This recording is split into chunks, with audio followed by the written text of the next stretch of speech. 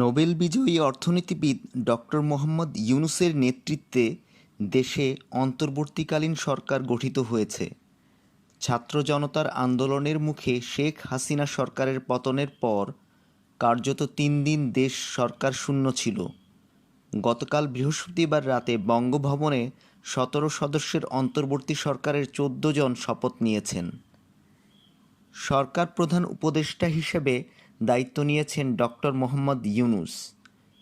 প্রধান উপদেষ্টা হিসেবে শপথ নেয়ার পর গত রাতে জাতির উদ্দেশ্যে দেয়া ভাষণে ডক্টর মোহাম্মদ ইউনূস বলেন, অরাজকতার বিষবাষ্প এখন যেই ছড়াবে, বিজয়ী ছাত্র জনতা সহ আইনশৃঙ্খলা বাহিনীর পূর্ণ শক্তি তাকে ব্যর্থ করে দিবে।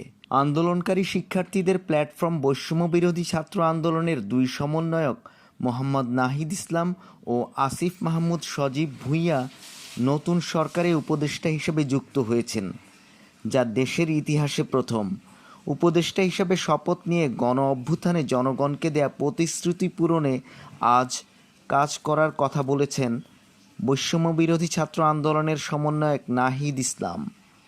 তিনি প্রথম আলোকে বলেন, আমরা যে প্রতিশ্রুতি নিয়ে গণ অভ্যুত্থান সংগঠিত করেছিলাম, যে প্রতিশ্রুতির জন্য শত শত ভাইবোন হতাহত হয়েছেন, সেই প্রতিশ্রুতি পূরণে আমরা সরকারে এসেছি। সেই প্রতিশ্রুতিগুলো দ্রুত সময়ের মধ্যে পূরণ করার জন্য সচেষ্ট থাকব। এই সরকারে মোট উপদেষ্টা ১৬ জন। সাবেক রাষ্ট্রদূত সুপ্রদীপ চাকমা, চিকিৎসক বিধানচন্দ্র রায় ও নৌবাহিনীর অবসরপ্রাপ্ত কর্মকর্তা ফারুকী আজম ঢাকার বাইরে থাকায় শপথ নিতে পারেননি।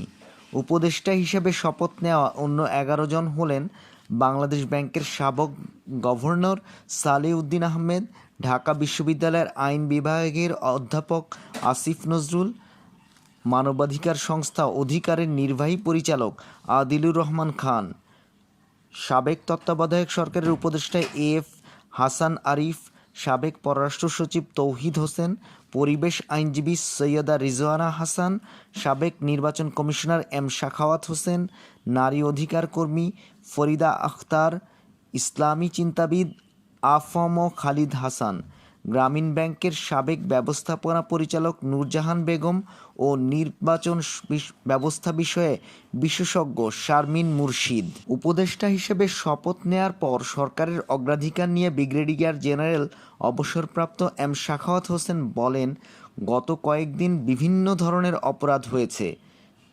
কোনো দল দেশের বিভিন্ন এলাকায় দখলের সংস্কৃতিতে নেমেছে, তাদের আইনের আওতায় আনা হবে। উপদেষ্টারা শপথ নিলেও কে কোন মন্ত্রণালয়ের দায়িত্ব পাচ্ছেন তা ঘোষণা করা হয়নি। তবে গত কয়েকটি সরকারের মন্ত্রিসভার আকার অন্তর্বর্তীকালীন সরকারের ৩ গুণ বা এর কাছাকাছি ছিল। ফলে অন্তর্বর্তী সরকারের উপদেষ্টাদের কাঁধে একাধিক মন্ত্রণালয় সামলানোর দায়িত্ব পড়তে পারে। অন্তর্বর্তীকালীন সরকারের উপদেষ্টা ডক্টর আসিফ নজরুল বলেছেন, যে অপশক্তির বিরুদ্ধে আমরা লড়াই করেছি, আমরা যেন সেই শক্তির মতো না হয়ে যাই। তাহলে ছাত্র জনতা যে অভাবনীয় একটি সুযোগ আমাদের জন্য নিয়ে এসেছে, সেটার অর্জন ও মাহাত্ম্য ম্লান হয়ে যাবে। আরেক উপদেষ্টা এএফএম হাসান আরিফ মন্তব্য করেন, একটা বিধ্বস্ত অবস্থায় এ সরকার গঠিত হয়েছে। এই পরিস্থিতি থেকে এগোনোর জন্য সরকারের সময় প্রয়োজন। গত সোমবার ছাত্র জনতার আন্দোলনের মুখে শেখ হাসিনা পদত্যাগ করলে মাত্র ৭ মাসের মাথায় তার টানা ৪র্থ মেয়াদের সরকার অবসান ঘটে। পরদিন রাষ্ট্রপতি মোহাম্মদ শাহাবুদ্দিন সংসদ ভেঙে দেন। এতে দেশ নির্বাচিত জনপ্রতিনিধি শূন্য হয়ে পড়ে। সরকার না থাকা এবং সংসদ ভেঙে দেওয়ার পরই দ্রুত অন্তর্বর্তীকালীন সরকার গঠনের দাবি ওঠে। কারণ গত ৩ দিনে দেশে বিভিন্ন স্থানে হামলা, ভাঙচুর, অগ্নিসংযোগ সহ নানা ঘটনা ঘটতে থাকে। অন্তর্বর্তী সরকারের প্রধান হিসাবে ডক্টর মোহাম্মদ ইউনূসের নাম প্রথম প্রস্তাব গ্রহণ করেন বৈষম্যবিরোধী ছাত্র আন্দোলনের সমন্বয়করা। তাদের ৩৬ দিনের টানা আন্দোলন সরকারকে পদত্যাগে বাধ্য করে।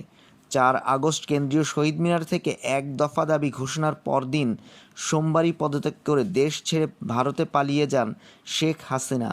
এরপর মঙ্গলবার ভোরে বৈষম্যবিরোধী ছাত্র আন্দোলনের পক্ষ থেকে ইউনূসকে অন্তর্বর্তীকালীন সরকারের প্রধান হিসেবে নাম প্রস্তাব করা হয়।